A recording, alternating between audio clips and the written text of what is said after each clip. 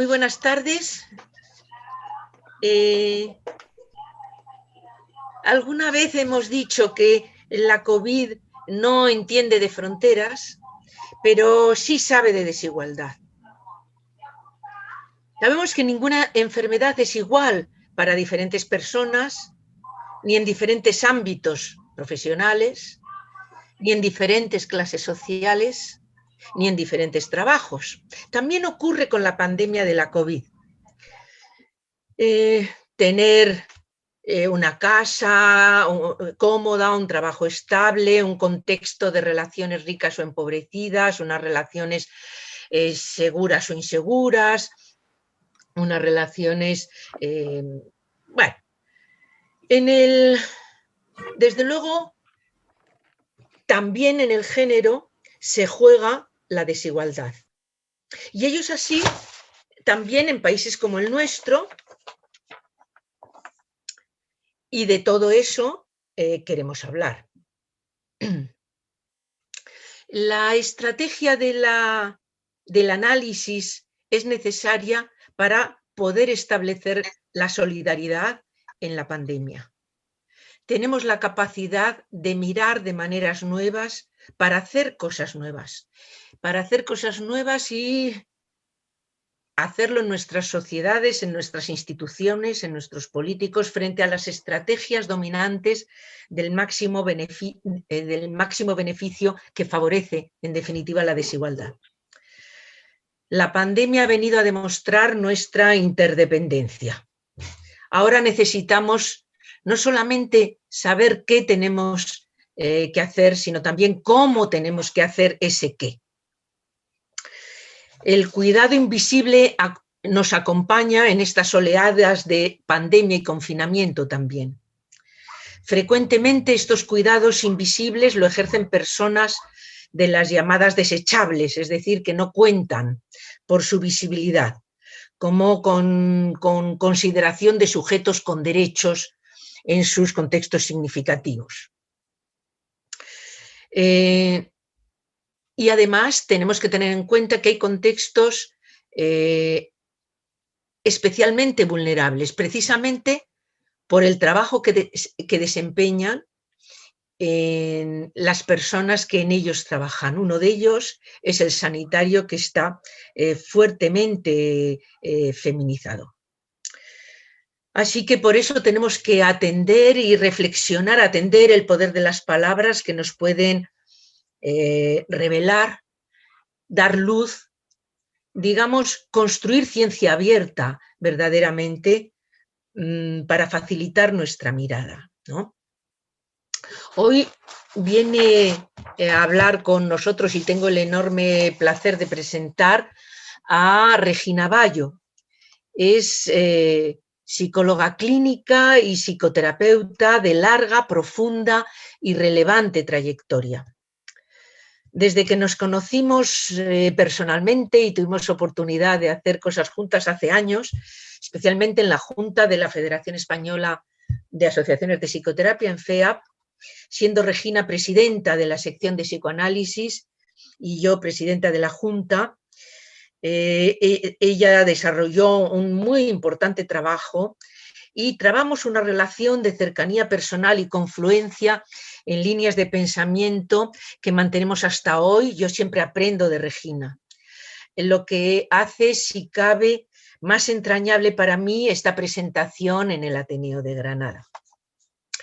Actualmente, la labor profesional de Regina Bayo Borràs, su labor profesional, decía, está centrada en la atención psicoterapéutica a pacientes, cosa que, por otra parte, yo diría que es un eje en su vida profesional. Hace supervisión de servicios públicos y centros privados, es docente en el Colegio Oficial de Psicólogos de Cataluña y en Gradiva, la Asociación de Estudios Psicoanalíticos de Barcelona. Imparte formación continuada a psicoterapeutas, particularmente en el campo de la infancia y de los problemas familiares. Está especializada en las problemáticas de violencia contra la mujer. Es partícipe en la constitución del Plan de Salud Mental del Ayuntamiento de Barcelona, en el que ha colaborado durante 5 años. Es presidenta de la Comisión de Psicoanálisis en el Colegio Oficial de Psicología de Cataluña y es autora de trabajos y de artículos, algunos de los cuales podéis encontrar en el blog que tiene a su nombre, ¿no? Así que hoy Regina nos va a hablar de, como muestra en la primera de sus diapos, ¿no? Nos va a impartir esta conferencia, Ser o no ser como la muñeca de Bansky, sobre los malestares de las profesionales sanitarias en tiempos de pandemia. Muchas gracias, Regina, y adelante.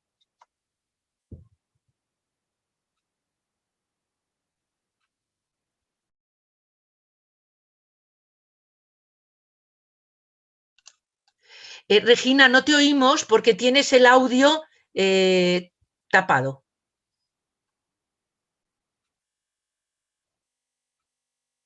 ¿Lo ves? ¿Ahora?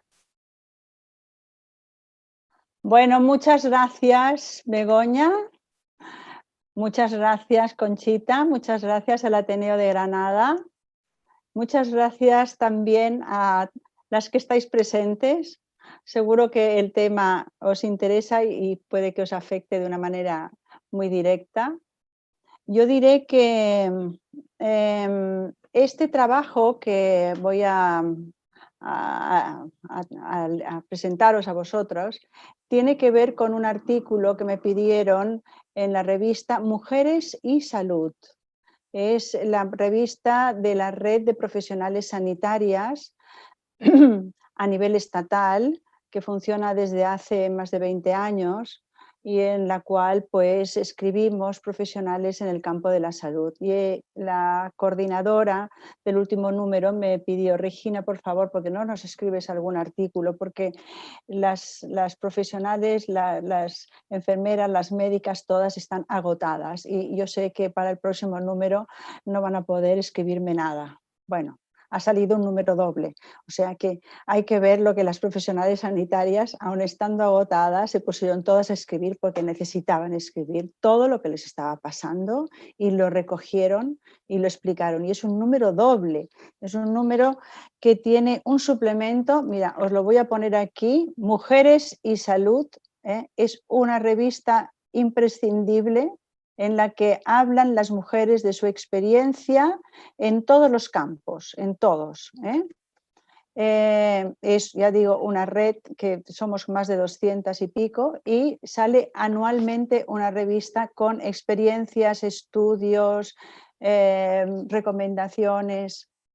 Fijaros cómo se titula este dossier y este suplemento, dossier especial COVID, que se titula Cuidar la sanidad pública, puntos suspensivos. Nos va la vida en ello.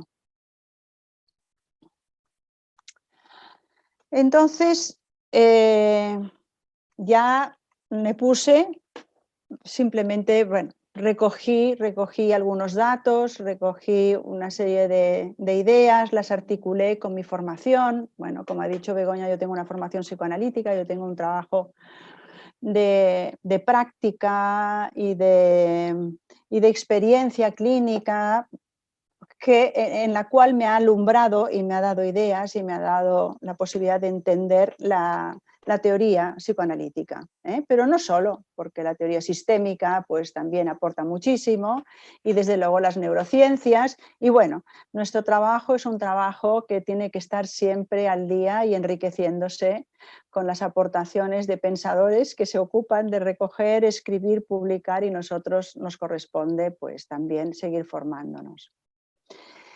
Cuando me pidió este artículo, pues nada, me puse manos a la obra y lo titulé Dilemas, no sé si lo veis bien, Dilemas de las profesionales sanitarias, atender, ser atendidas. ¿Se ve? Se ve entera, ¿no? Sí. Ser o no ser como la muñeca de Banksy. Bueno, Vosotros supongo que conoceréis a este grafitero, pero ya lo iré explicando. Dilemas, sobre todo esta es la cuestión en donde aquí hay un contrapunto y vamos a ver qué sucede con este contrapunto, porque claro, atender, a eso se han formado y en eso trabajan, pero ser atendidas, eso cuesta más desde varios puntos. No recuerdo nunca antes, en mi vida profesional, bueno, como decíamos, ya son 40 años. ¿Dónde estás tú, María Teresa? ¿Dónde estás? A ¿Dónde ver, estás tú? a Como ver. observador, ¿dónde estás? Aquí hay una conversación que se nos ha metido. Bueno, no recuerdo nunca antes haber leído y escuchado tanto sobre la salud mental de las profesionales sanitarias como desde la eclosión de la pandemia.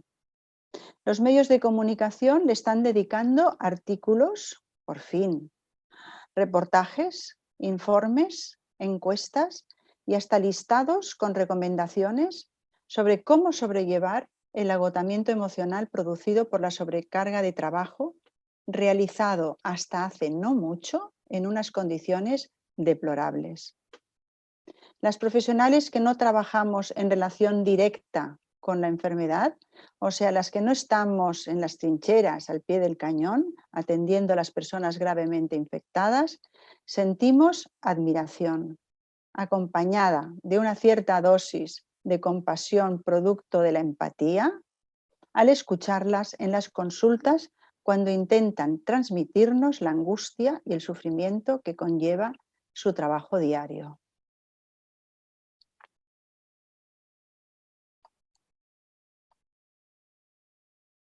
El suyo es un malestar mezclado y complejo. En la mayoría de los casos, ese malestar está trenzado, está mechado con un sentimiento de autoexigencia y culpa de intensidad variable. Me acordaba de la novela de Carmen Martín Gaite que se titula Nubosidad variable. Bueno, pues esto es de intensidad variable, que han de ir amortiguando día a día, pues no hay otra.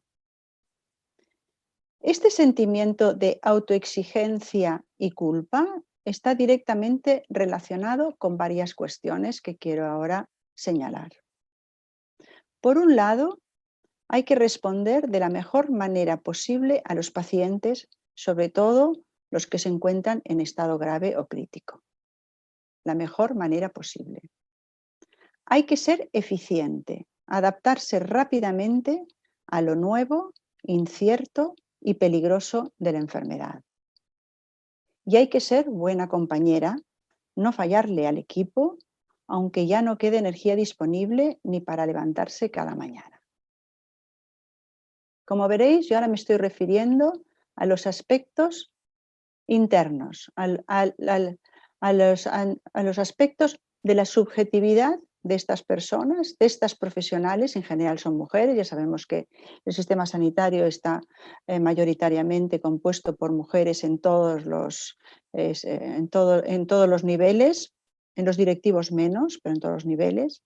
Y yo me quiero centrar, aludiré también a alguna cuestión política y de diseño de la asistencia pública sanitaria, pero me quiero referir y quiero dar lugar a la subjetividad y al sufrimiento de estas personas por su tarea profesional. Esto es algo que me parece que es necesario, que se lo merecen y que además tenemos que ser todos conscientes, no solamente los que nos dedicamos al campo de la salud.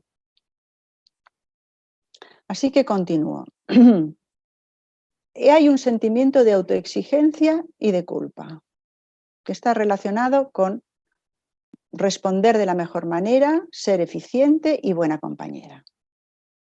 A esta autoexigencia y culpa se le suma la carga del temor a contagiar a los seres más queridos, hijos, pareja, padres, familiares dependientes. A la culpa y al temor se le suma la impotencia, que se traduce en un pesar, en un gran pesar de no llegar a lograr lo que se espera de su buen hacer. Autoexigencia, culpa, temor, pesar, impotencia, componen un cóctel emocional muy dañino. Estamos haciendo la radiografía del malestar, ¿eh? Vamos a seguir. Sobre el sufrimiento emocional. Sabemos que el sufrimiento emocional es un factor de riesgo para la salud de las personas, porque debilita el sistema inmunitario y disminuye la capacidad de resiliencia de cada persona. Es por eso que las profesionales sanitarias son mucho más vulnerables física y psicológicamente en esta policrisis pandémica, como bien recogió Begoña en su anterior conferencia. O sea que esta situación de la policrisis pandémica, que no solamente tiene que ver con el virus, sino que tiene que ver con las condiciones. Digamos que el virus es el mejor rastreador de desigualdades que hay. Va a dejar en la cuneta, y los está dejando, a los que tienen menos, a los que pueden menos, a los que disponen de menos recursos, de menos apoyos, de menos medios económicos, etc. Y además, en este campo están en las trincheras, ¿no?, las profesionales sanitarias. Y estas personas están siendo más vulnerables física y psicológicamente precisamente cuando más se las necesita.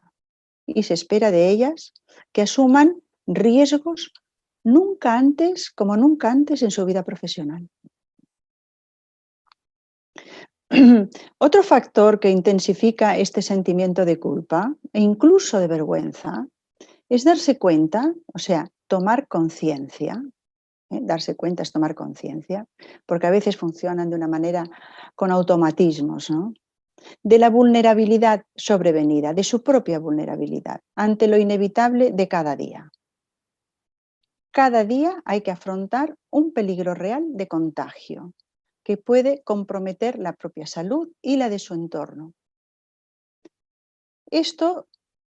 Autoconfesarse este miedo y este temor ahora ya no es tan vergonzante, afortunadamente. Pero en la primera ola y antes de que viniera esta pandemia, digamos, nunca se esperaba que los profesionales sanitarios pudieran mostrar o compartir su vulnerabilidad o su temor, solamente en grupos más cercanos y reducidos, porque los profesionales sanitarios están a todas y tienen que ayudar a los demás y no van a estar a ellos diciendo lo que necesitan y lo que les falta, solo faltaría. Entonces, pensamos, el calor y el apoyo que reciben de la población en su conjunto, sin embargo, no apacigua todo lo anterior. Al contrario, se saben indispensables, siempre al servicio de la vida de los demás, cueste lo que cueste. Y en esa disponibilidad requerida, en esa imprescindible necesidad de no fallar, en la autoexigencia cotidiana, en el miedo a contagiarse y el temor a contagiar, es donde se cultiva primero y se evidencia después el desgaste emocional, el agotamiento llamado estrés postraumático.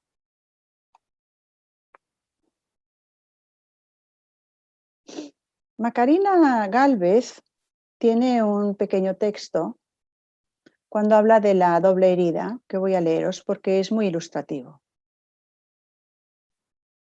La exposición en todos los profesionales asistenciales a las elevadas demandas emocionales de la situación, a la muerte en niveles nunca afrontados, la soledad de pacientes incluso durante el proceso de morir, la comunicación no presencial con familiares llenos de angustia, la frustración por los resultados a pesar del esfuerzo, lo prolongado del periodo de pandemia, todo esto son componentes que por sí solos ya son potenciales generadores de daño emocional. El impacto psicológico de la crisis no lo sienten solamente los médicos y enfermeras de cuidados intensivos y respiratorios de primera línea, ya lo sabemos, sino también los profesionales sanitarios de otras especialidades. Lamentablemente hay informes de suicidios, dado que los profesionales de la salud se enfrentan a una presión psicológica acumulada y un miedo intenso a morir por el virus. En los estudios, los autores plantean que esto es particularmente alarmante, dado que el personal médico ya tiene un mayor riesgo en ideación suicida en comparación con la población general. O sea que yo ya estoy preparando un poco, ¿no?, la argumentación para llevarnos a pensar que nosotros también tenemos que ocuparnos de nuestra salud para no cargar todo esta exigencia a los profesionales sanitarios. O sea que nos encontramos ante una situación clínica que podemos denominar desgaste emocional por trauma acumulativo. Porque claro, los profesionales sanitarios en general, y yo me considero profesional del campo de la salud, evidentemente, yo hago clínica, veo pacientes. Siempre consideramos que son los demás los que necesitan ayuda y finalmente ha sido a través, digamos, entre comillas, gracias a la pandemia, que estamos viendo que aquí hay un colectivo que está desatendido, poco comprendido y que ahora, precisamente porque los necesitamos, les preguntamos, ¿y a ti qué te pasa?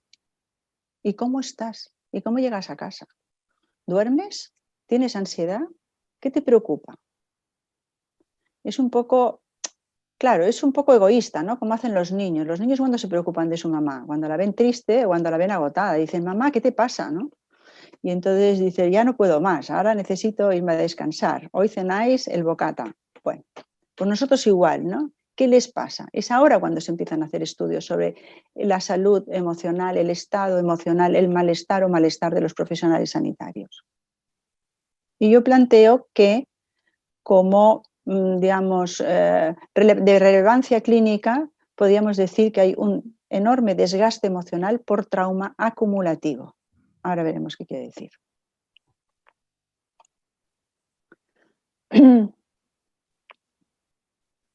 Aún así, los profesionales sanitarios también valoran la escucha como un instrumento de gran valor terapéutico. Es decir, que ellos mismos se dan cuenta y plantean, producen iniciativas para atender a los pacientes también desde la escucha, como un instrumento de enorme valor terapéutico. ¿Por qué? Porque se dan cuenta de que eso, de alguna forma, contribuye a una mejor recuperación, incluso de estados en donde parecía como que ya se habían cronificado. La finalidad la tienen clarísima, es medicar menos. El objetivo, entenderles mejor a los pacientes y lograr en consecuencia intervenciones más eficaces. Se plantean, justamente a través de toda esta turbulencia de la pandemia, realizar una mejor atención a las personas mediante una asistencia integral y más integrada. Es decir, que recoja, además de los aspectos biológicos y sociales, los ya conocidos indicadores sociales que tanto perjudican la salud de la ciudadanía, que no se descuiden los indicadores, los síntomas que atañen a la afectación psicológica del paciente. Aquí tendríamos, bueno, las 3 series complementarias de Freud, bueno, pues las 3 series complementarias de lo que realmente es la producción de enfermedad y de malestar en un sujeto, es decir, desde lo biológico, desde el cuerpo, desde lo social, que son los indicadores sociales que atañen y perjudican la salud mental de la población, y los aspectos intersubjetivos, la propia historia vital de cada uno, porque cada uno responde a la situación en la que se encuentra según su propia carga histórica y vital biográfica. Sin embargo, nos preguntamos, pero las profesionales sanitarias, ¿cómo van a dar escucha a los pacientes en un estado emocional tan vulnerable y debilitado si los profesionales no saben si aguantarán la cuarta ola? Porque claro, ellos saben que tienen que dar escucha, pero ¿cómo van a dar escucha si no saben si van a poder sostener la próxima ola que parece que se está acercando? La primera ola, como se la ha denominado, ya llevaba implícita la aparición de las siguientes olas, ¿no? Y ahora no sabemos cuál va a ser la última. En todo caso, una primera indicaba que otras estaban por venir y que su llegada implicaría más destrozos personales. Porque aunque los recursos hospitalarios estén mejor equipados, que evidentemente ahora pues podemos decir que hay más recursos, ¿los profesionales están ellas mejor equipadas? ¿Cómo se equipan a las profesionales sanitarias? ¿Dónde se fabrican o se compran los recursos personales que necesitan? ¿Se les considera más fuertes que las máquinas o los aparatos de las UCIs? ¿Se las considera de menor valor, quizá? ¿Tienen estas profesionales reemplazo rápido y seguro? ¿Somos conscientes de lo que se necesita para formar médicos y psicólogos y terapeutas y enfermeras capaces de enfrentarse a situaciones límite?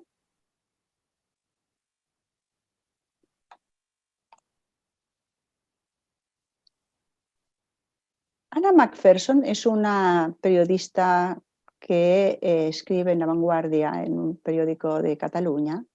Publicó un artículo en julio pasado titulado «Secuelas psicológicas sin tratar acechan a los sanitarios en la segunda ola». Bueno, nosotros estamos a punto de la cuarta. Quiero que nos pongamos en perspectiva, por favor.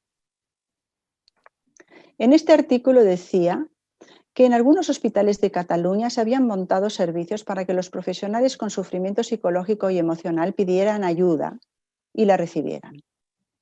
Pero estos servicios no eran utilizados.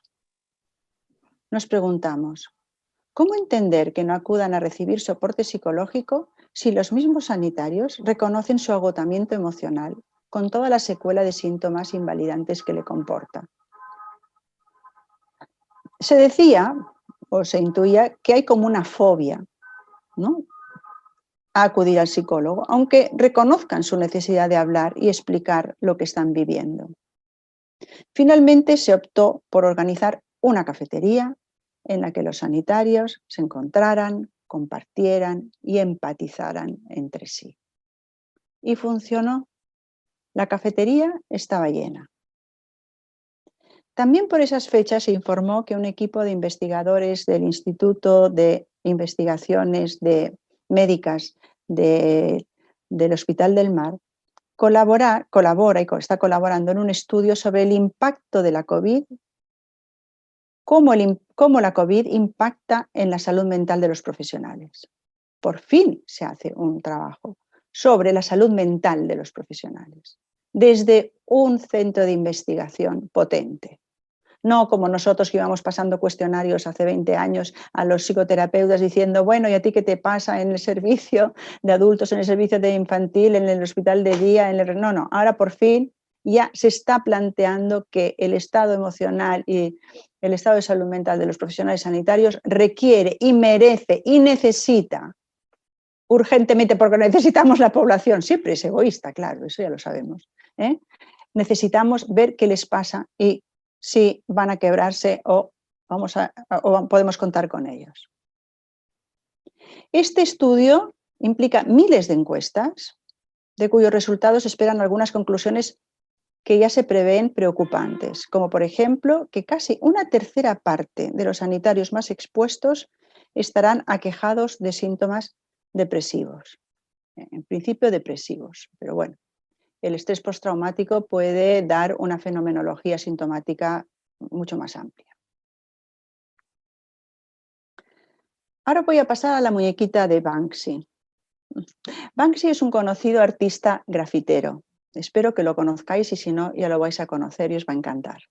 Que denuncia las desigualdades e injusticias sociales en las paredes de los barrios populares de Londres.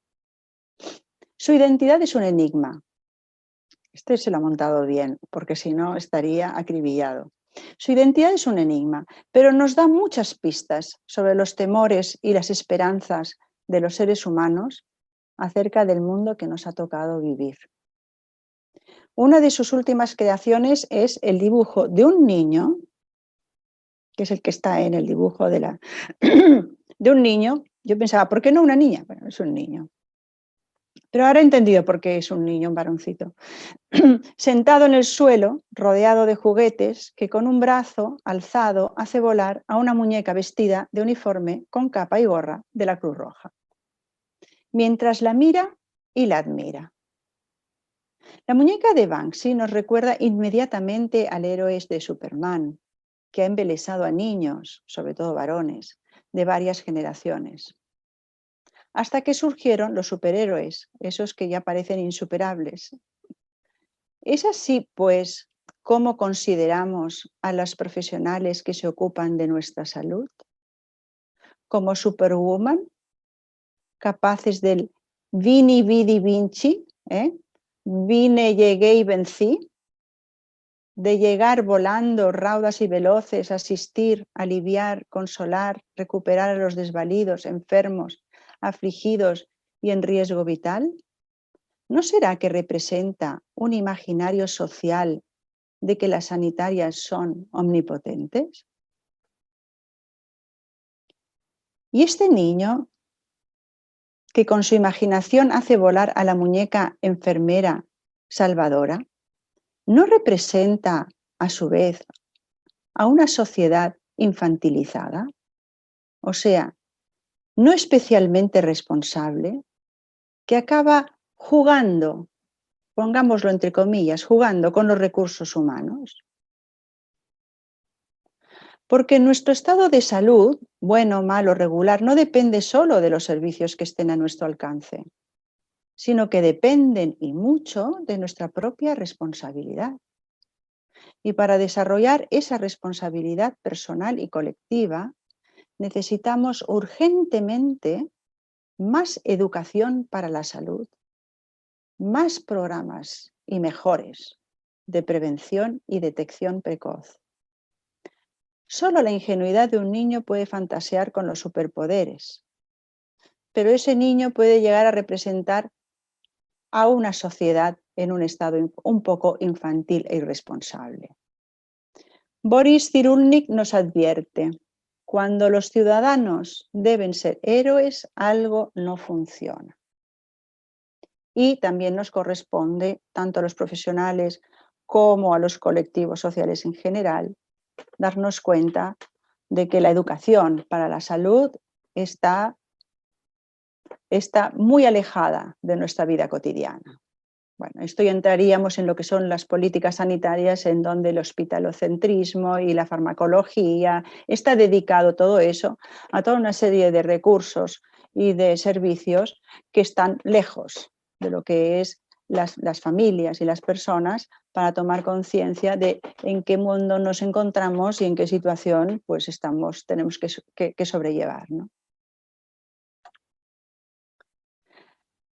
Hace algunos meses apareció un reportaje titulado «Se incrementan los problemas de salud mental entre los psicoterapeutas del Sistema Nacional de Salud del Reino Unido». Ahora ya no estoy hablando de los profesionales sanitarios de los hospitales, ahora también, porque los psicoterapeutas también somos profesionales dentro del campo sanitario. Y también quiero hablar de que es importante nuestra salud mental, evidentemente. Esta información recoge los resultados de una encuesta de más de 1.200 profesionales que trabajan en servicios públicos, de los que el 48% admite padecer estrés y depresión. Pero bueno, estamos en un país, ahora ya no es europeo, pero en fin, que está cerca y ha sido europeo, ¿no? Esta evidencia estadística ha alarmado a las sociedades científicas. Esperemos que aquí también alarmen a las nuestras. Y a los colegios profesionales, esperemos que aquí también sean sensibles nuestros colegios profesionales, que han tomado cartas en el asunto. Vaya. Han solicitado al gobierno de manera conjunta y formal que de manera urgente se comprometa a tomar medidas y poner recursos para mejorar el bienestar y la resiliencia de los profesionales psicoterapeutas, porque, y 2 puntos, y cito, los profesionales y los servicios cuyo personal tiene un buen bienestar emocional son más sostenibles y marcarán una mayor diferencia en la calidad asistencial, es decir, en las vidas de aquellos a quienes están ayudando. Bueno, válgame Dios. Estamos realmente evidenciando lo evidente, pero a veces hay que volver a poner el acento en eso. O sea que aquellos que requieren la ayuda de un profesional tienen que poder ser atendidos por un profesional que esté en buenas condiciones. Y esas buenas condiciones no dependen solo del profesional, también dependen del medio, de que haya un medio suficientemente bueno y facilitador, como decía Winnicott, para que pueda ofrecer y para que pueda dar como una madre en su rol de madre, ¿no? Porque las madres estresadas no pueden ocuparse de sus hijos como sus hijos necesitan. La muñequita de Banksy da cuerpo a una ingenua idealización de los sanitarios. Mujeres en su gran mayoría que son valoradas y admiradas por su total entrega y disponibilidad, haciendo turnos, soportando guardias, atendiendo urgencias, tapando agujeros, poniendo paños calientes en los inevitables conflictos que surgen en los servicios tensionados. Acuden al rescate en cuanto hay señales de necesidad o sufrimiento, como las madres hacen con sus bebés.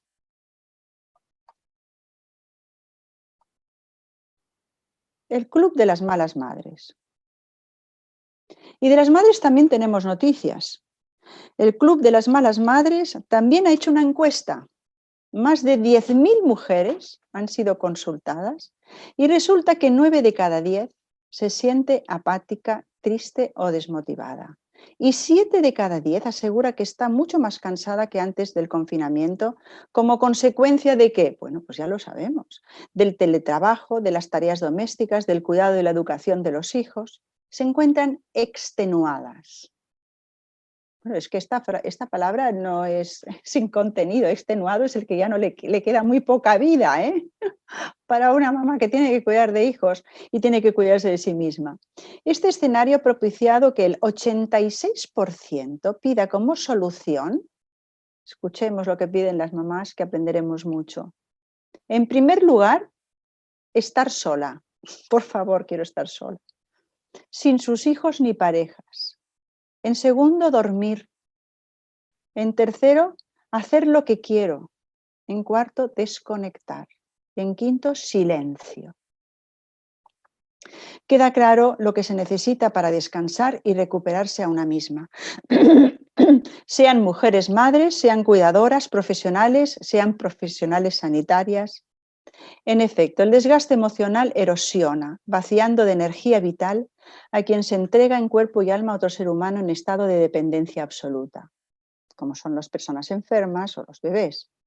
Desde luego que las profesiones de cuidado del otro dependiente son diferentes en salud o en psicoterapia y diferentes también de los cuidados que han de ofrecer las mujeres que son madres de un bebé.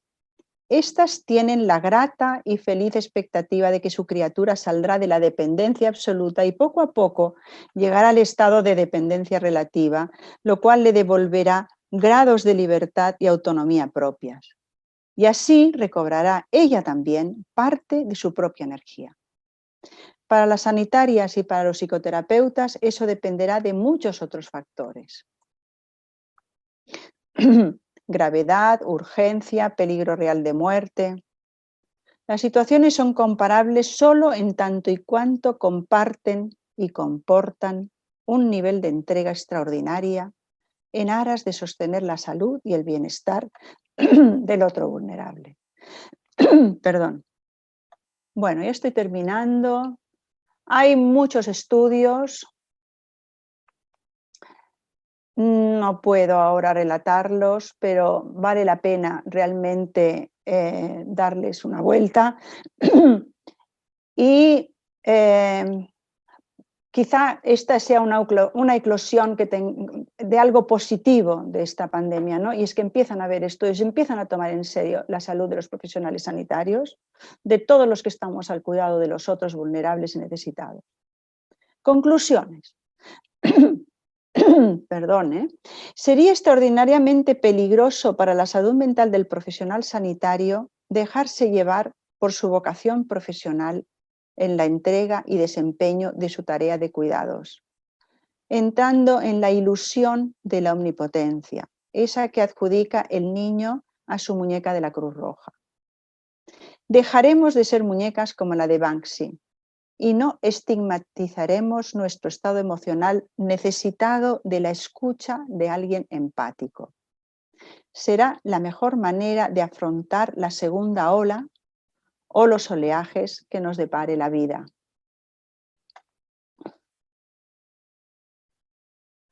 En estas conclusiones quiero volver a recoger, ¿no?, los puntos de esta, de esta impresión diagnóstica amplia, que es riesgo de trauma acumulativo, como bien lo plantea Masood Khan, trauma acumulativo, cómo va erosionando los recursos y las capacidades yoicas de cada persona, de cada sujeto, o sea, no se puede defender, no tiene energía vital. La indefensión aprendida, en el sentido de ese sometimiento a las cargas, o sea, ya no se puede luchar para cambiar el tema, ¿no? Y finalmente hay riesgo de abatimiento y de querer salir y de huir, aparte de coger la baja o de desaparecer o de dejar la profesión, porque eso también es otro de los datos que vamos teniendo. También hay otro riesgo, que es el de estigmatizar el sufrimiento emocional. Para nada, no hay que estigmatizarlo, no hay que esconderse, no hay que tener vergüenza. Tiene que ser la vía para denunciar que el sistema no da las condiciones, o bien recursos personales, o bien recursos laborales, o bien todo tipo de condiciones para poder realizar la propia tarea. Porque si hay un trabajo vocacional es el de la profesión sanitaria, como la educativa, pero sin recursos desgasta y emocionalmente afecta. Y sobre todo de lo que nos tenemos que preocupar es de que los sanitarios ya no pidan ayuda, que este es el último grito de alarma. Antes decían yo no la necesito, o tengo que estar en la trinchera, y ahora es ¿para qué voy a pedir ayuda? O sea, cuando no pueda más me voy a mi casa y que sea lo que Dios quiera, ¿no? Bueno, espero que no nos lleve como al desánimo, sino que se trata de tomar conciencia de la vulnerabilidad y de la situación en la que se encuentran los profesionales, y que eso tenemos que asumir la colectividad, la ciudadanía, la población en general, también nuestra parte en todo este asunto. Bueno, muchas gracias por haberme escuchado. Vamos a ver yo cómo cierro mi micro ahora. ¿Cómo cierro mi micro? Bueno. No, pero no tiene por qué cerrarlos y vamos a seguir conversando. Vale, vale. Lo que sí puede hacer, Regina, es quitar la pantalla, sí, para que nos veamos todos. Muy bien, deja de, ¿no? Ahora. ¿Sí? Eso es. ¿Usted nos ve a todos o solo al que...? Vale. Pues no, a casi todos. Vale. Vista de la galería, ahora. Eso. Bueno, vale, muy bien. Bien, adelante, empezando por Begoña, por si tiene algo que añadir.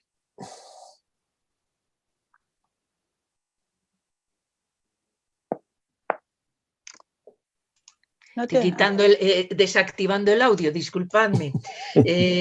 Bueno, no sé si añadir, pero sí hablar de algunas de las cosas que como siempre, como os decía que me ocurre con Regina, cuando la escucho me obliga a pensar, de manera que es algo que ya de entrada y de nuevo, Regina, te agradezco muchísimo, ¿no? Creo que hay aportaciones muy, muy relevantes en lo que has contado. A mí me parecía, cuando te escuchaba hablar de la radiografía del malestar emocional que nos ibas presentando, yo creo que es verdaderamente el panorama que muestras de lo que supone la carga diaria de ese trabajo sometido a las presiones de lo que has dado, lo que has dado, has seguido llamando trauma acumulativo, ¿no?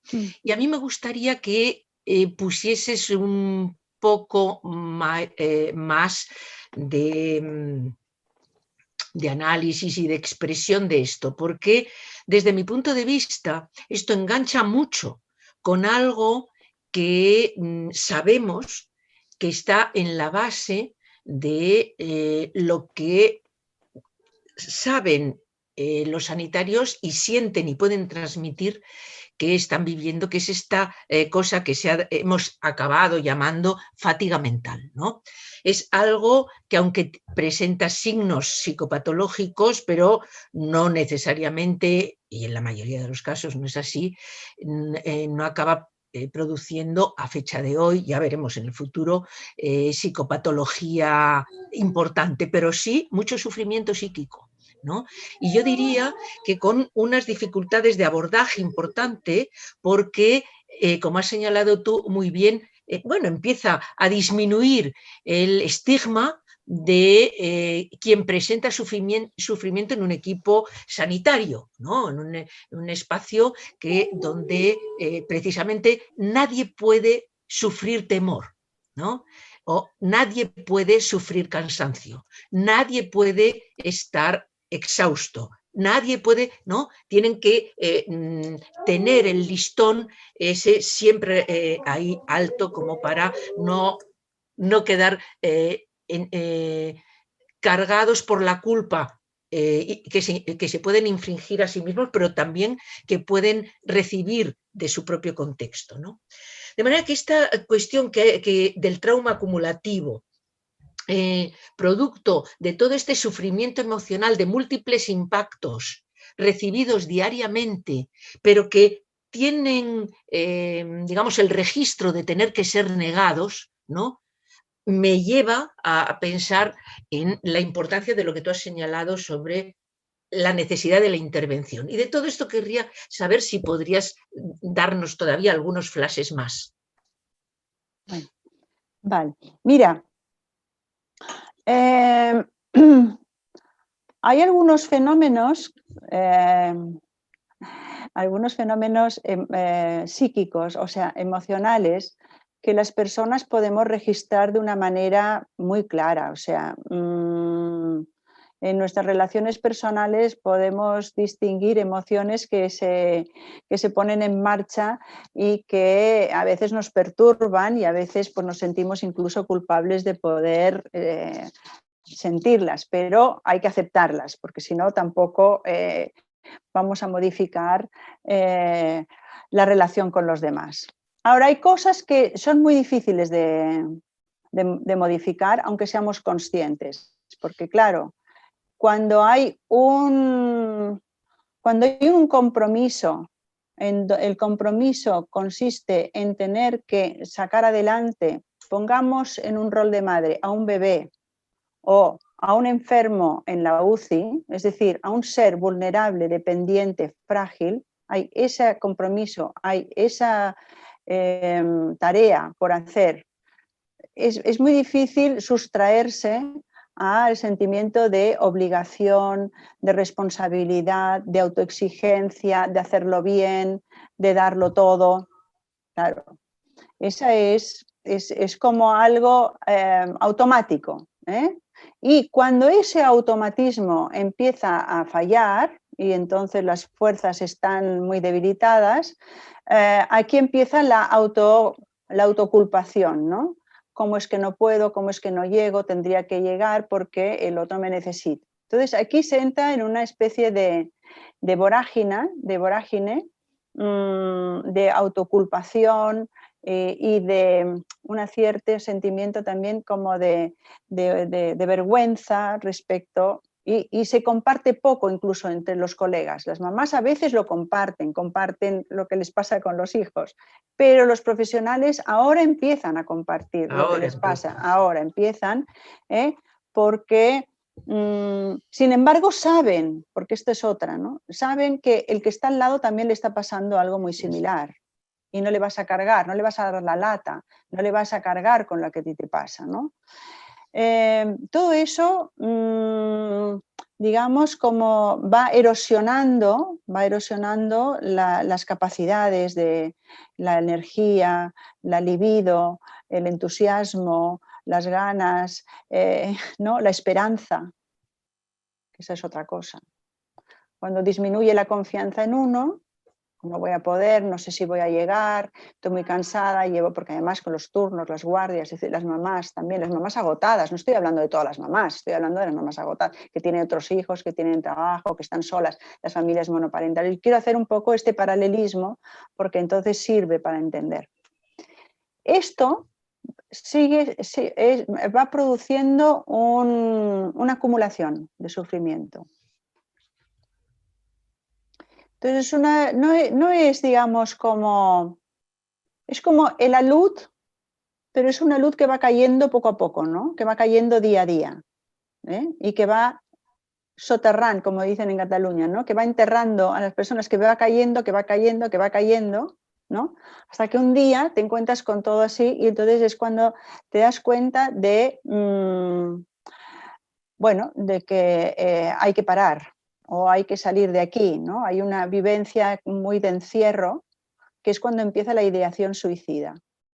Mirad, hay hasta ahora, Ana Robert me parece que está conectada, es una compañera mía de Barcelona, que acaba de escribir un artículo sobre también el estado emocional de los profesionales sanitarios, y estaba alertando en ese artículo, que bueno, yo no he podido recoger, pero quería recogerlo en el coloquio.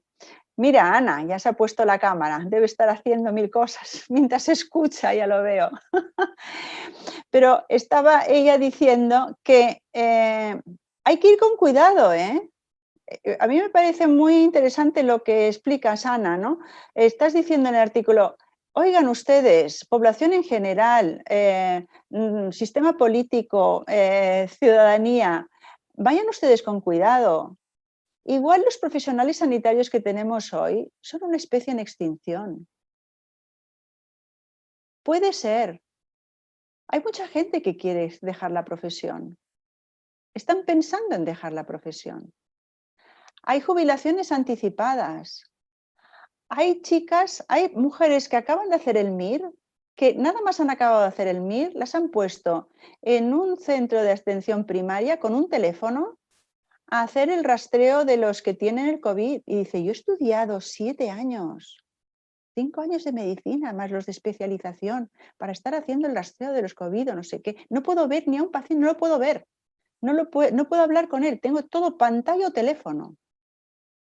Yo me he metido en esto, ¿qué estoy haciendo aquí? Cuando digo una especie en riesgo de extinción, digo los que nosotros conocemos, los que ya tenemos más de 60, los que ya estamos en otro momento de la vida. Nosotros hemos conocido una asistencia sanitaria en donde hay una relación humana, hay una relación de conocimiento, hay un seguimiento, conocen tu vida, tu familia, una serie, cuestiones de tu historia vital, ¿cómo no las va a conocer?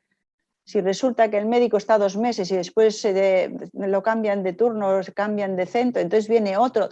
Toda esta ruptura en la continuidad vital de uno mismo, esa fragmentación es la que va entrando también el profesional sanitario, va entrando en una fragmentación.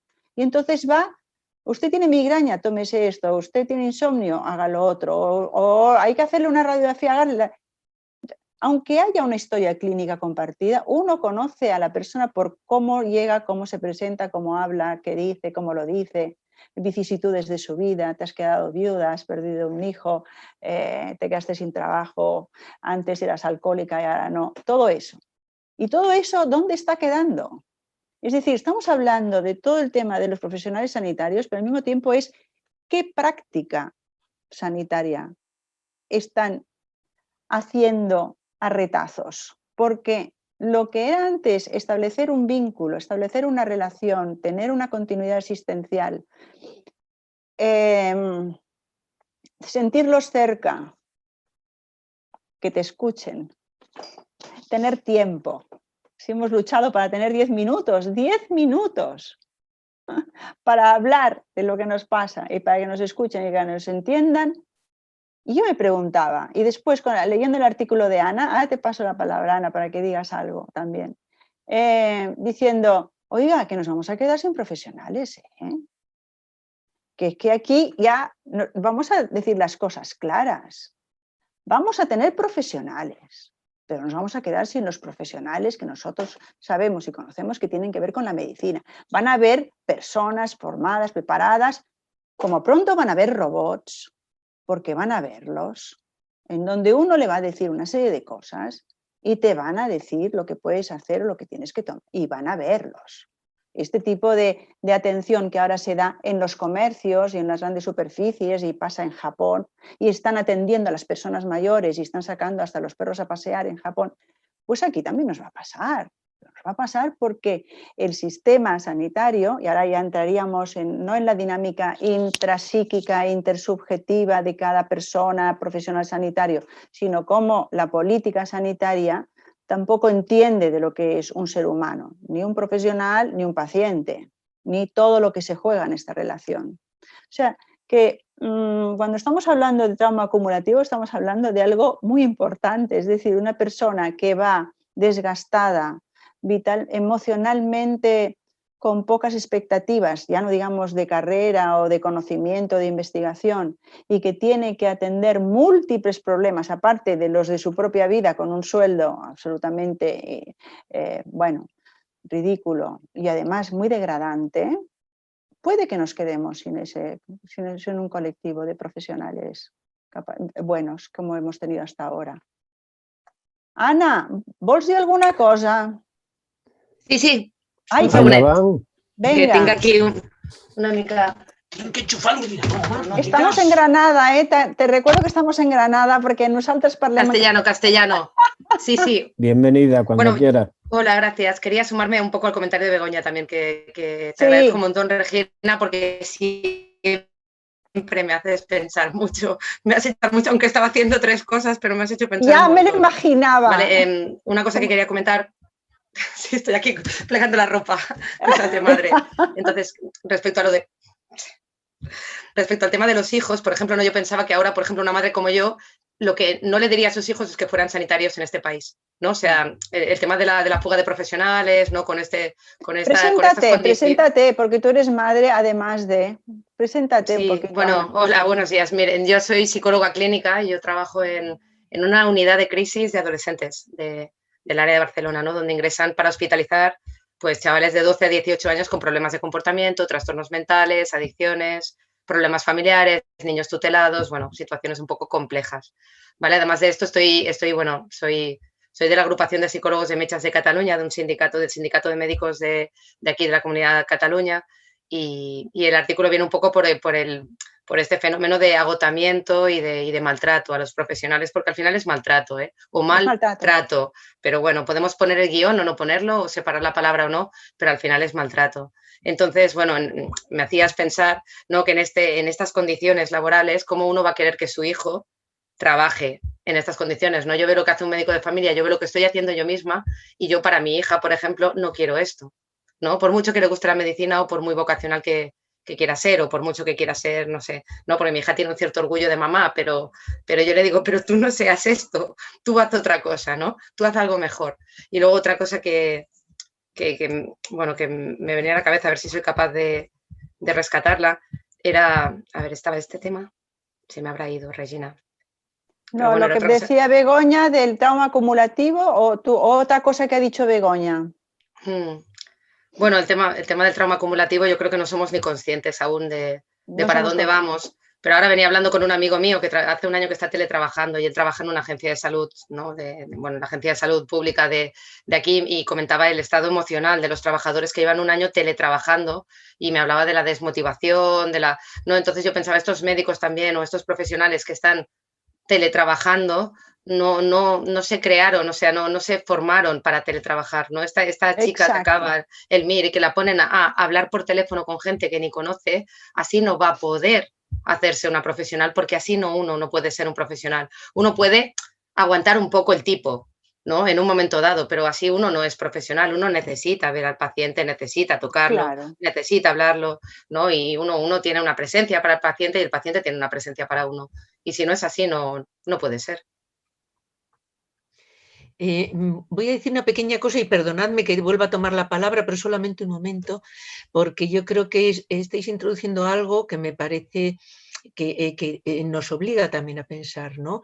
Que es que un agotamiento y un impacto emocional como el que como el que has descrito, Regina, yo creo que obliga a pensar en que de manera inmediata uno de los efectos, lo que pasa es que no se aborda, no se habla de ello, es en las malas praxis o en el límite en cuanto a las malas praxis, porque sencillamente el elemento del cansancio, el miedo, la falta de implicación llegan, ¿no?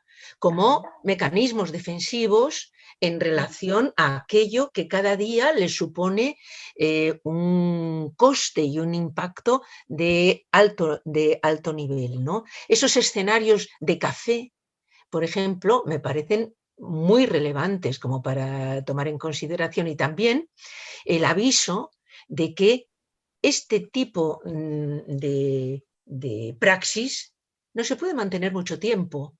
No. Y mientras tanto hay que estar atentos a qué es lo que genera en el presente y de futuro. Crea unos sesgos en la praxis ya, en las praxis sanitarias, en las praxis de los equipos, con acusaciones de quién hace qué, ¿no? Yo tengo que hacer lo que ese no hace y ese otro es que sencillamente no da más, ¿no? Pero entonces resulta que ese no da más recae en mí, entonces yo acuso o me prevengo y hago menos. Ese tipo de cosas que contamina los climas, toxificando las relaciones. Tenemos que ser conscientes de que se está produciendo ahora, que genera esto inevitablemente, y el efecto de futuro en cuanto a perfiles profesionales, ¿no? Bueno, nada, muchas gracias. No más.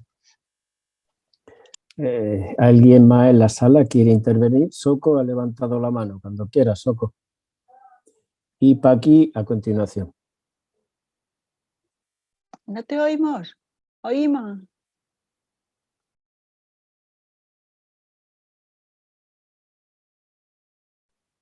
Ahora, ¿no? ¿Sí? Sí. Bueno, mirar, lo primero es felicitar tanto a Regina como a Begoña, tanto monta tanto, porque la presentación muy interesante, y igualmente las intervenciones que ha tenido posteriormente y tu desarrollo. Estabais hablando y realmente yo hacía un paralelismo con lo que ha sido mi profesión, que ha sido la enseñanza.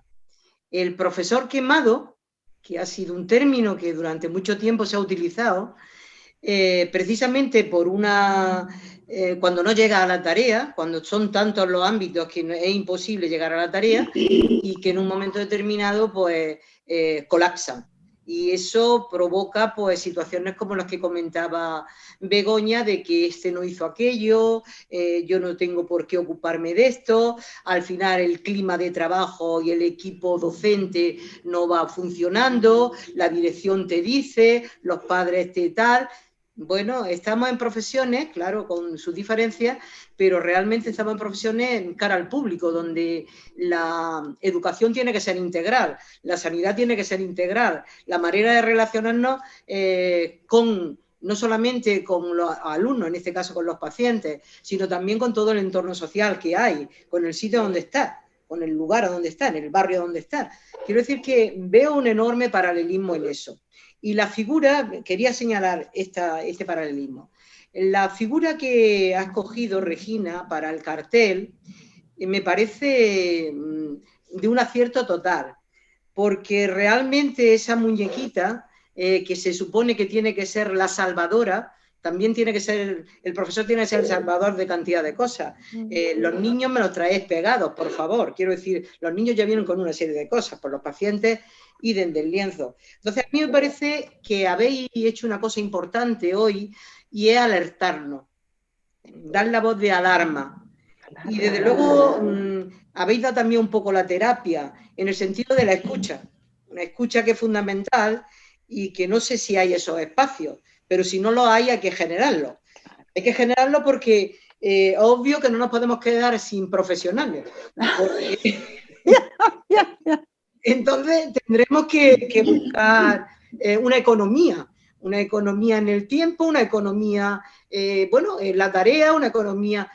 Yo visité cuando era enseñante a una gente en Dinamarca para un proyecto que se iba a hacer y tal, y a mí, claro, cuando yo llegué a 0,6, bueno, eran 0,3 los niños, y vi como un profesor tenía 5 niños, y además venía especialista y se los llevaban a que nadaran, pues yo, claro, yo decía, claro, ¿cómo puede ser? Naturalmente que estarán súper relajados. Pero en el caso nuestro no era así. La chica tiene 25 críos en una clase a partir de los 3 años y vete tú a saber. Pues en ese sentido digo, es una tarea imposible.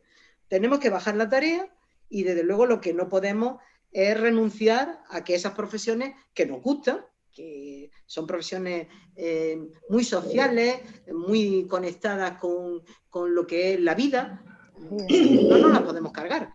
Y habrá que buscar una salida. Y si no lo hacen desde la política, pues habrá que hacerlo desde esas organizaciones de tipo, antes se llamaban comisiones, ¿no? Bueno, como la que está Ana Robert está en un sindicato, en el colegio, en una asociación de médicos. Es que hay que hacer, porque si no.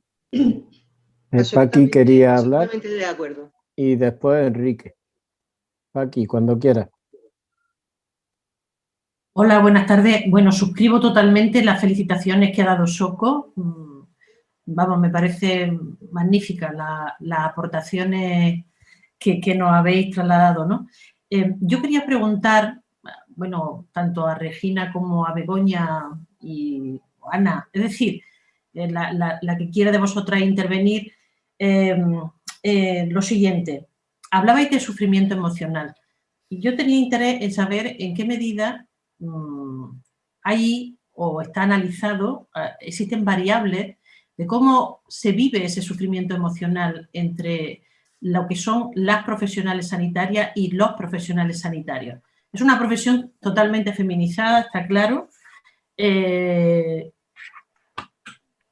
pero sigue habiendo varones, también sabemos que está en los estratos, como tú bien decías al principio, ¿no? La segregación vertical sigue existiendo, aunque mayoritariamente siguen siendo mujeres, sobre todo en las bases, ¿no? Pero desde esa perspectiva subjetiva que estabas hablando, ¿en qué medida podemos detectar variables en cuanto a cómo se vive el sufrimiento y también cómo se responde ante ese sufrimiento? Me interesaría mucho escuchar vuestra opinión en ese sentido.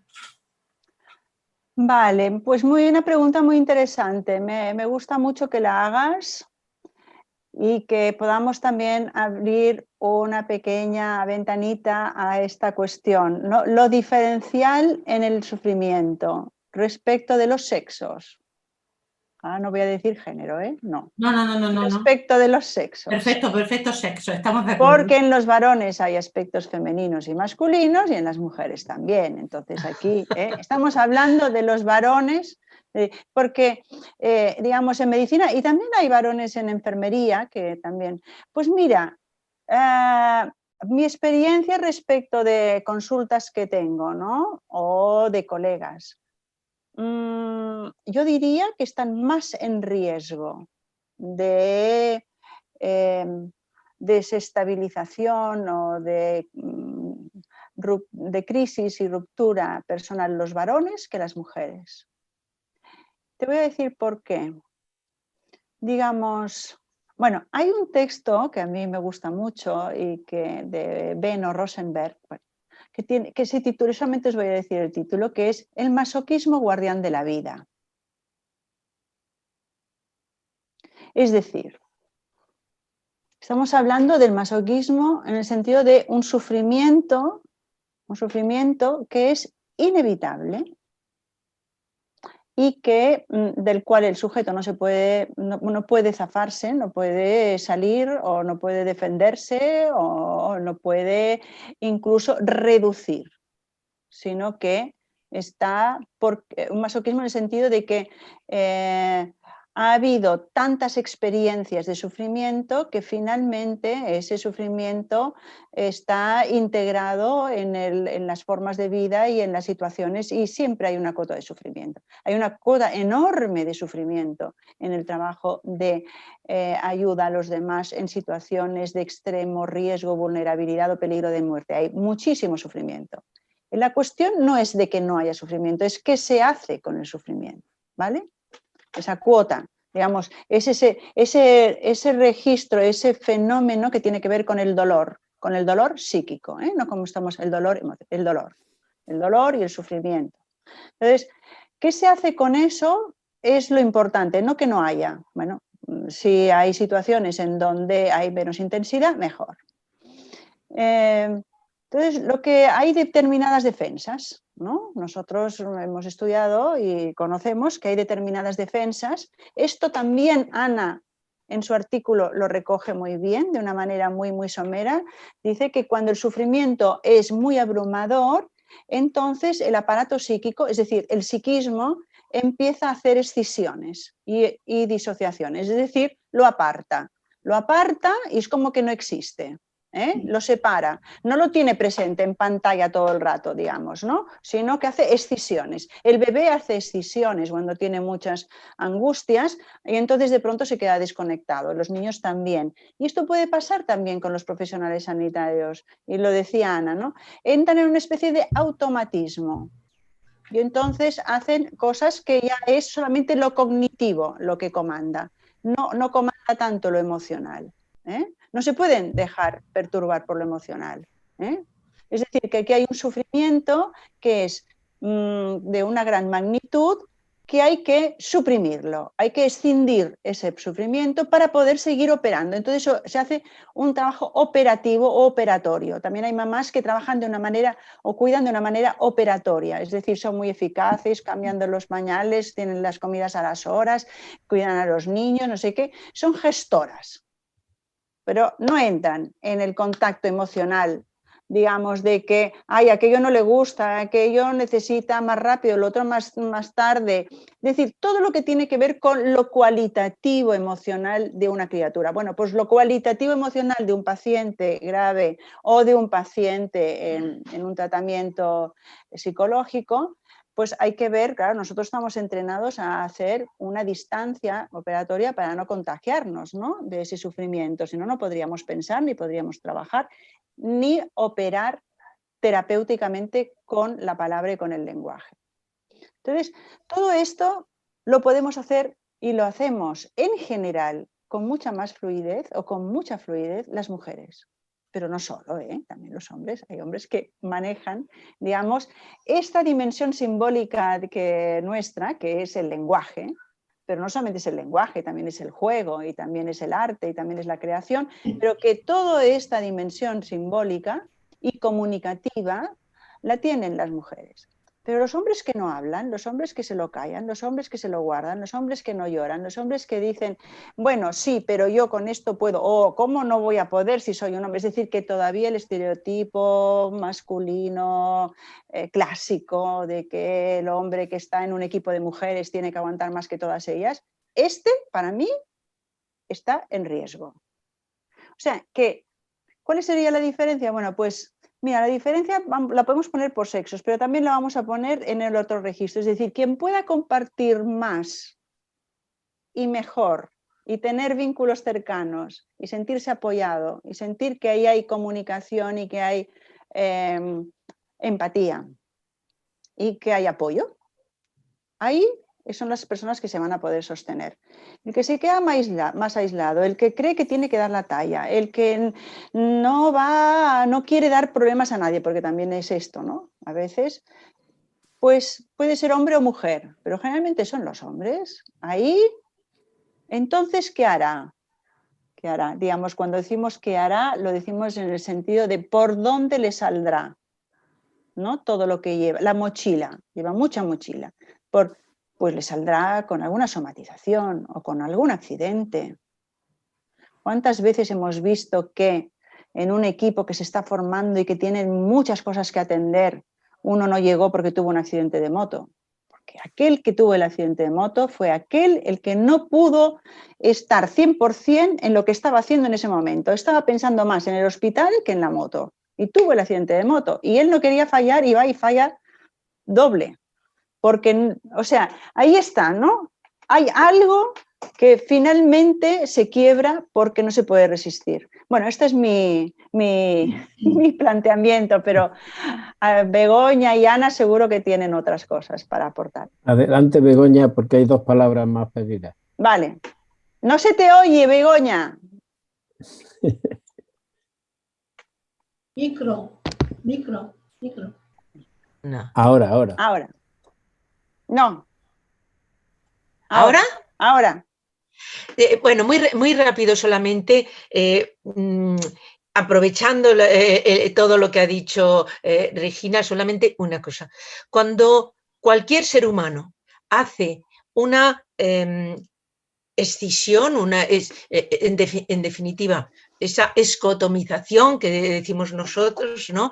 En definitiva, aparca y parece apartar, como no existe algo que corresponde a el ámbito emocional, aparte de toda esa carga que ha señalado perfectamente Regina, yo diría que también tenemos que tener en cuenta, inmediatamente se produce algo, que es que los otros que reciben su trabajo se convierten en objetos, es decir, que ese elemento operatorio que señala Regina, que define muy bien Regina, pueden ser muy eficaces, son los que atienden a lo mejor más casos, hacen más rápidas las visitas a las camas de los ingresados, qué sé yo, no sé, o todo lo contrario, no sé, pero desde luego lo que se produce es un objeto, suena horrible, objetalización.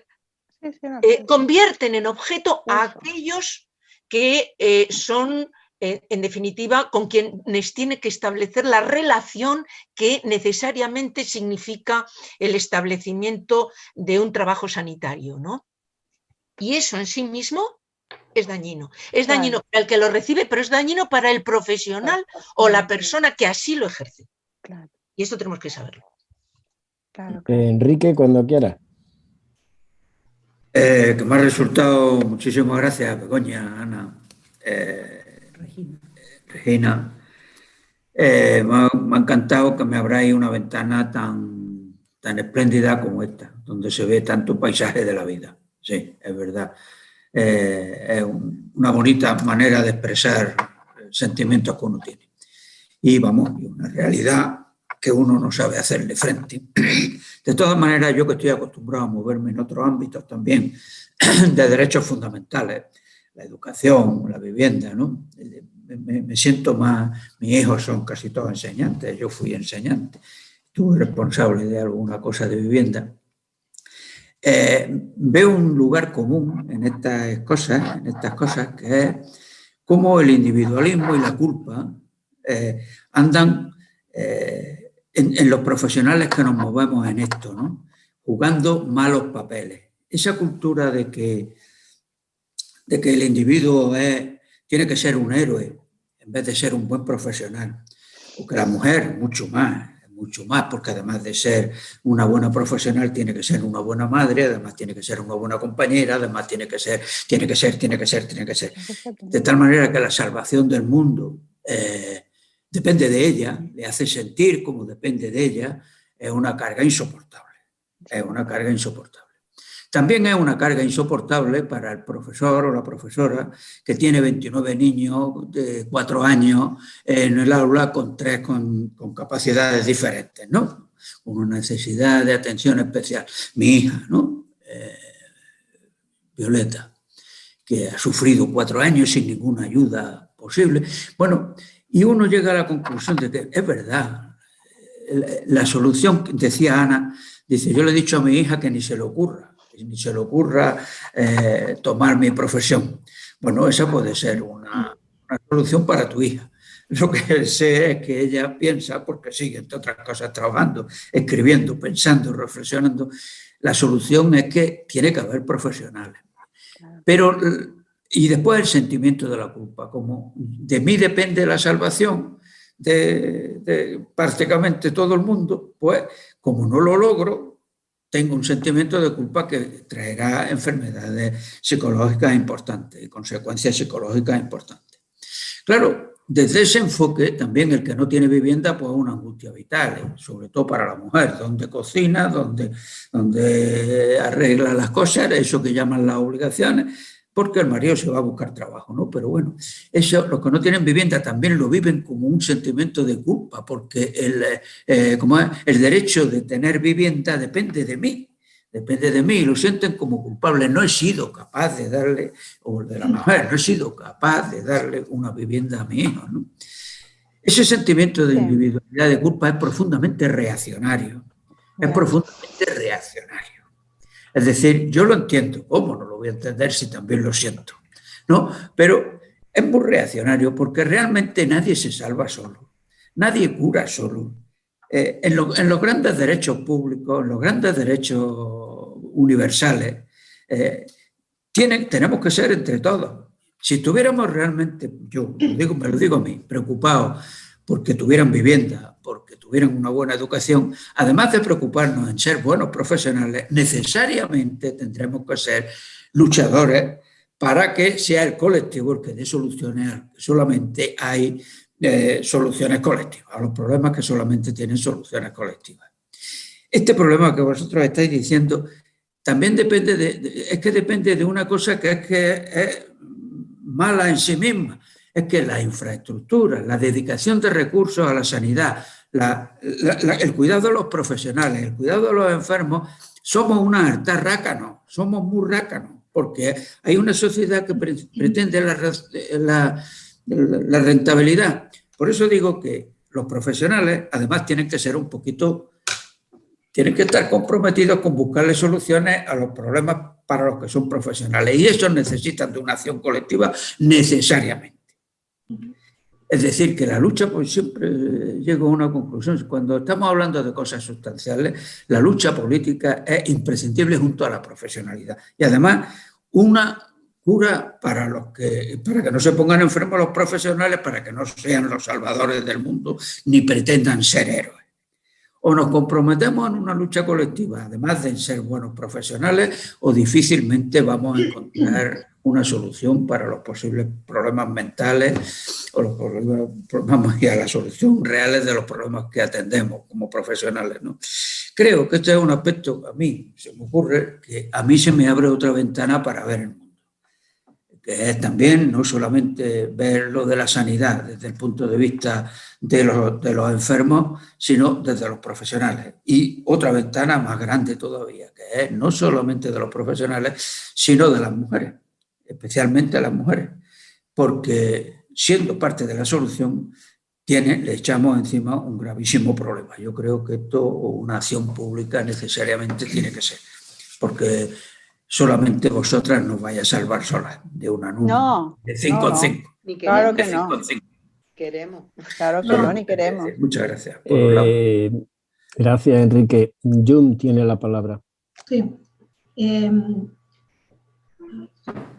Bueno, hola, yo soy enfermera y ahora ya estoy jubilada, para que entendáis un poco.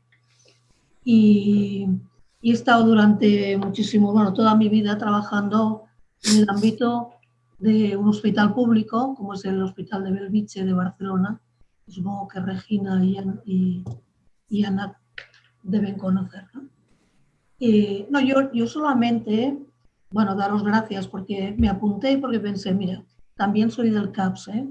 Y la revista. Sí, eres del CAPS, sí.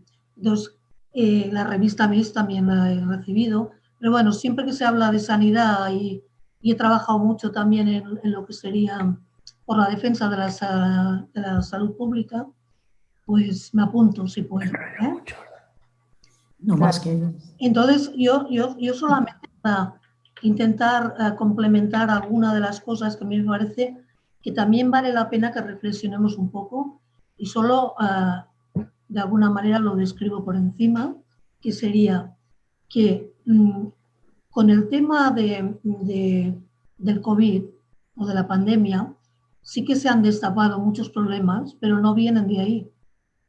O sea, No. yo recuerdo personalmente la lucha que tuvimos, que fue muy importante, por el tema de las retalladas que enlazarían con lo que comentaba el compañero Enrique de que, claro, nos dejaron sin recursos, absolutamente, ¿no?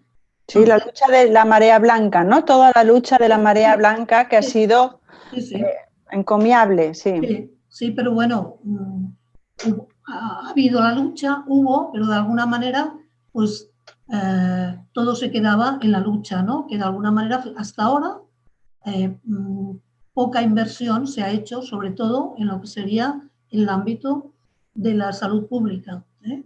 Que yo pienso que también es un elemento importante, porque cuando hablamos de pública o privada, la privada siempre va a ganar dinero, siempre. Por lo tanto, cuanto más recorte, mejor. Mientras que la pública, yo pienso que de alguna manera pues, estaría más en la línea de lo que entendemos por una salud integral.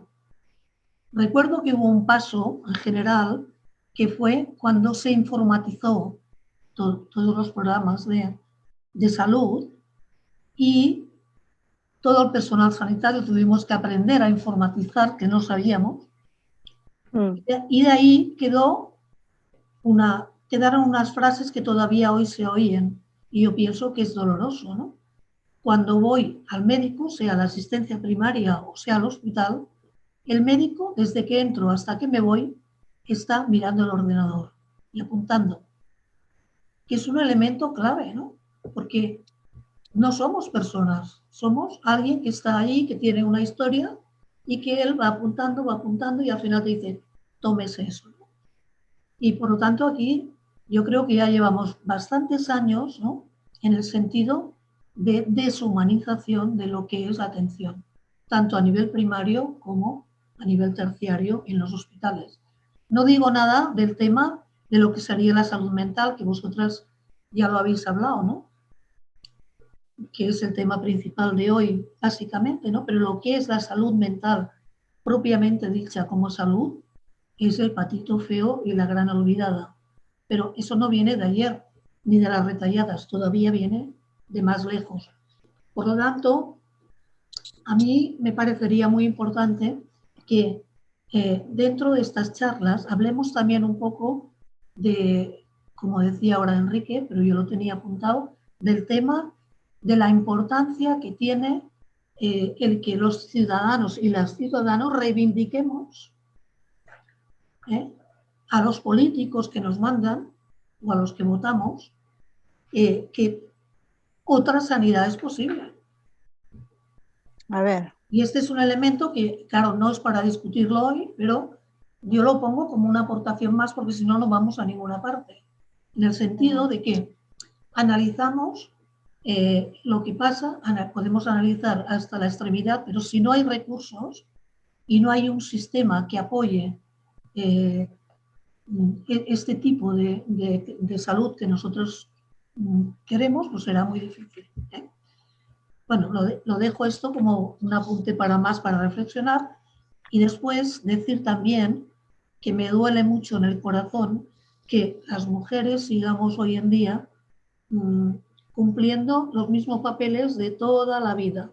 Sé que hemos avanzado, sé que seguiremos avanzando, pero cuando se habla de que estamos en casa, teletrabajamos, los hijos, el trabajo de casa, la compra, la no sé qué, me da mucha pena. Veo que todavía nos falta. Sí, sí. Ya está, Sí, sí. gracias, ¿eh? Gracias, a John. ti. ¿Alguien más quiere intervenir? Bueno, pues entonces me toca, porque estáis hablando de mi tema, estáis hablando de lo mío. ¡Ah! Pues algo tendrá que decir usted. Sí. A ver, dos cosas.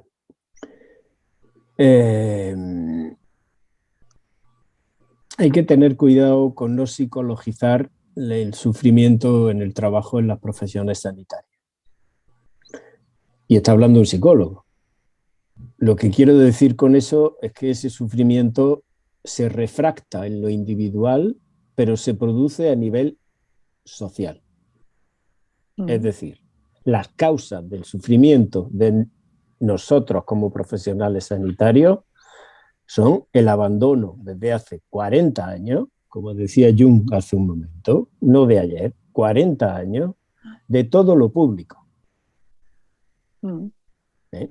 Hasta el punto de que hay autores, por ejemplo, Mark Fisher, que habla de privatización del malestar, como si el malestar que efectivamente llevamos en nuestra cuota como seres humanos, llevamos una cuota de opacidad, de sin razón y de sin sentido en la vida, y todo depende de qué sociedad tengamos, de qué civilización vivamos y cómo se lleve en esa sociedad esa cuota. Pero es que desde hace 40 años, y ya lo dijo Margaret Thatcher, cuando dijo que no le interesaba tanto la economía como el alma, y que la sociedad no existe, que lo que existe es el individuo y la familia. Es decir, estamos hablando de mediados de los años 70.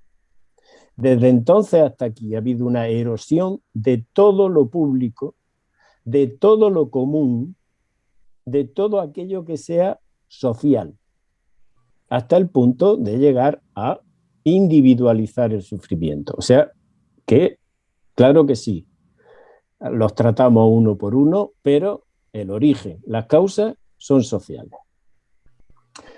Primera cuestión. Segunda cuestión. ¿Puedo contestar un poquito esto que tú acabas de... No contestar, sino precisar. Estamos diciendo de que cómo las condiciones sociales y laborales de un sistema sanitario que no protege a sus profesionales los está dañando.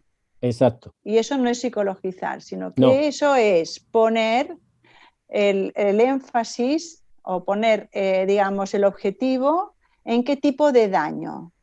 Y el daño emocional está tanto en los desahucios, como está en los profesionales sanitarios, como está en las escuelas que tienen 30 alumnos. Es decir, hay unas condiciones políticas, educativas, de política sanitaria, que producen daño.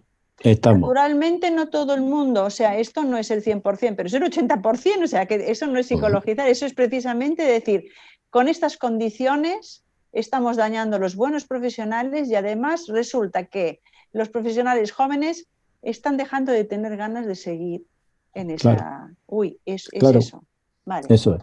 Y la segunda cosa, y muy rápido, en el síndrome del quemado laboral, que ya forma parte de nuestras conversaciones cotidianas, que todavía sigue sin ser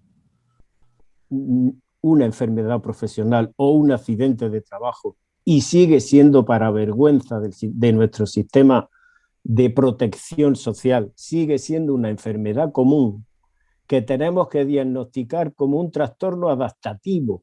Es decir, no nos adaptamos a la mierda. Claro.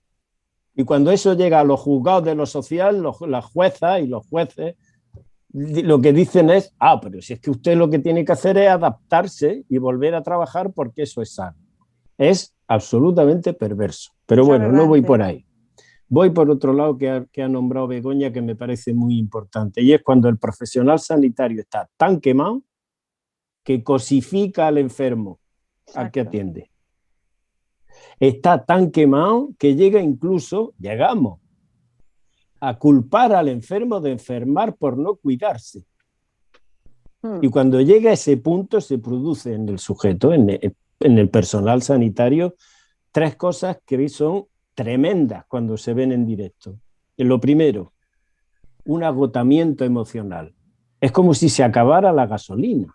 Es como si se acabara en el depósito. Es decir, en la entrega hay un capital emocional siempre. Y ese capital se agota. Pero hay también una despersonalización. Exacto. Como tú decías hace un momento, ¿para qué he estudiado yo 11 años? ¿Para llegar aquí? ¿Y qué? ¿Quién sabe? ¿Quién sabe? El médico no, sabe Google, sabe el DSM-4, sabe cualquier cosa, sabe los números, las cifras, pero el saber médico, que es fundamentalmente un respeto por el sufrimiento, eso hace tiempo que se perdió. Y por último, hay evidentemente, lo estoy nombrando, una escasa, por no decir ninguna realización personal, porque justamente todo la acumulación de saber a lo largo de tu vida llega para poder efectivamente curar, que es de lo primero que nos curamos los psicólogos nada más empezar, del furor curandi, pero efectivamente llega y dice, si yo le doy esta medicación, este hombre puede sanar. Y en el COVID, ¿qué es lo que nos hemos encontrado? ¿Qué es lo que me han contado las compañeras de la UCI? Que por mucha medicación que tenían, no podían hacer nada por el 30% de los casos. Eso, para un profesional sanitario, es la ruina psíquica. Exacto, sí, sí. Muy de acuerdo. Intervenciones, que esto está muy chulo.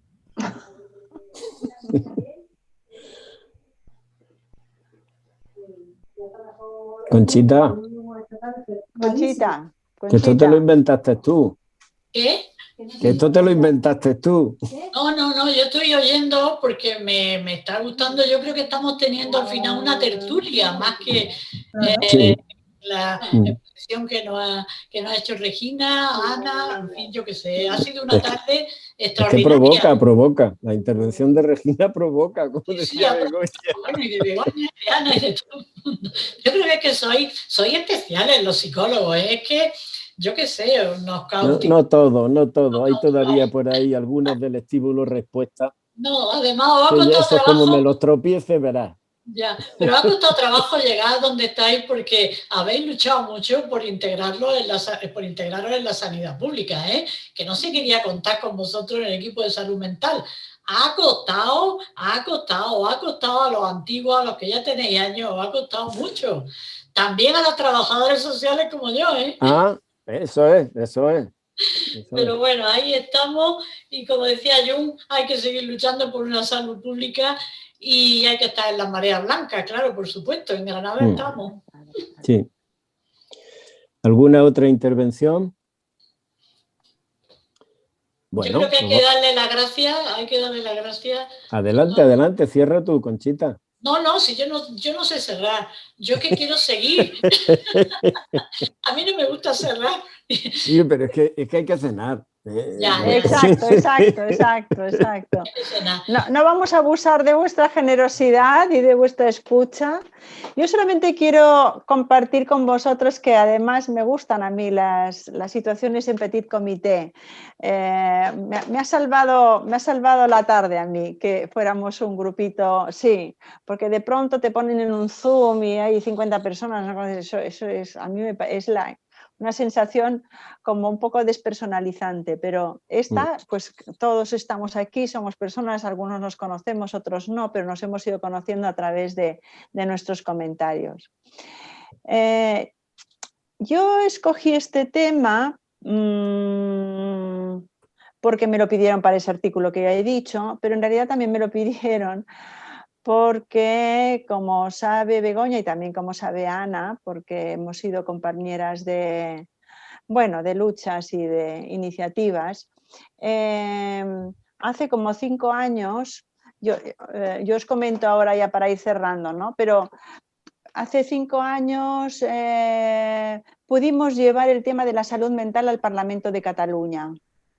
Nunca en el Parlamento de Cataluña, y no sé si en algún otro parlamento autonómico, se ha hablado y se ha hecho en la Comisión de Trabajo de Salud un debate a través de unos informes que llevamos una serie de profesionales sobre la salud mental. Pero no solo sobre la salud mental, sino sobre la situación de los profesionales que trabajan en el campo de la salud mental. Porque cuando estamos hablando de un campo de atención tenemos que hablar siempre de los profesionales. Estamos hablando de educación, tenemos que hablar de los maestros. Si hablamos de salud mental, de los psicoterapeutas y trabajadores sociales. Si hablamos de sanidad, de los médicos. O sea, porque somos nosotros los profesionales los que también conocemos el patio, como dicen, ¿no? Entonces, cuando se habló de salud mental, que se habló en la Comisión de Salud, en la Comisión de Trabajo y en la Comisión de Cuestiones Sociales, o sea, en 3 departamentos, se vio que salud mental es transversal, o sea, que no es de salud. El tema salud mental corresponde también a trabajo. Y trabajo, accidentes laborales, bajas laborales, situaciones laborales que etc. También hay que ver en educación, naturalmente, ¿no? Todo el tema de la infancia, la adolescencia. También tiene que ver con lo social, los adolescentes, la bebida, el alcohol. Es transversal. Incluso en cultura. Tendríamos que haber llegado también a la Consejería de Cultura y hablar de salud mental, porque solamente si hay cultura, entonces disminuye el riesgo de padecimiento en salud mental, no es que vaya a desaparecer. Cultura. Entonces, con estos 3 encuentros y además como sesiones de trabajo sobre salud mental, que la Vala Vergés, que ahora es la consellera de Salud, empezó a abrir los ojos sobre salud mental. Existe la salud mental y además se puede hablar de ella y se puede hablar, y están aquí los profesionales. El Ayuntamiento de Barcelona y Barcelona en Comú puso en su programa político que una de sus prioridades de 3 prioridades de esto hace 6 años, iba a ser salud mental. Y nos convocó una serie de profesionales para que entre todos dijéramos cuáles eran las prioridades en salud mental para una ciudad como la de Barcelona. Y el Ayuntamiento de Barcelona tiene un programa, un plan de salud mental por barrios y por etapas de vida. Infancia, juventud, gente mayor, mujer. O sea que todo esto, quiero decir que cuando uno se pone y lo lleva donde lo tiene que llevar, que es al ámbito político, al ámbito de los representantes, que son nuestros representantes a los cuales pagamos, y les hablamos de lo que nos preocupa y nos ven preocupados sabiendo de lo que hablamos y que no estamos divagando y que estamos dando datos y cifras y además lo podemos hacer, resulta que los partidos políticos lo ponen en su programa de trabajo y además no solamente, sino que han dado 50 millones hace 4 años para hacer el plan de salud mental en la ciudad de Barcelona. Que eso sería otra interesantísima explicación de cómo lo han logrado, barrio por barrio, ¿no? Y en escuelas, y en prevención, educación para la salud, tablas que son mesas de salud mental en donde vienen todos los representantes de cada barrio y cada uno habla, aquí hay adolescentes que beben, aquí hay gente que se pincha, aquí hay mujeres solas. Detectan, es la propia comunidad la que detecta. Bueno, pues ahora lo que tenemos que hacer es proteger a nuestros profesionales sanitarios porque están en riesgo. Y eso es lo único. Yo he venido para decir eso hoy. Muchas gracias, a todos. Muchas gracias a ti. Muchas gracias, Begoña. Muchas gracias, Ana. Muchas gracias a todos. Algo de eso también para nuestra esperanza se hizo en Madrid cuando se habló de Madrid, ciudad de los cuidados. También. Sí. Que solo hay fue con Carmena. Y pudimos hacer algunas cosas ahí. Pero bueno, ya. Pues buenas noches, muchas gracias. Buenas noches a todos, cuidaros mucho, mucha salud. Muchas gracias a todos vosotros. Gracias. Bueno, me alegro. Buenas muchas noches. gracias, Sheila, por tu comentario. Muchas gracias.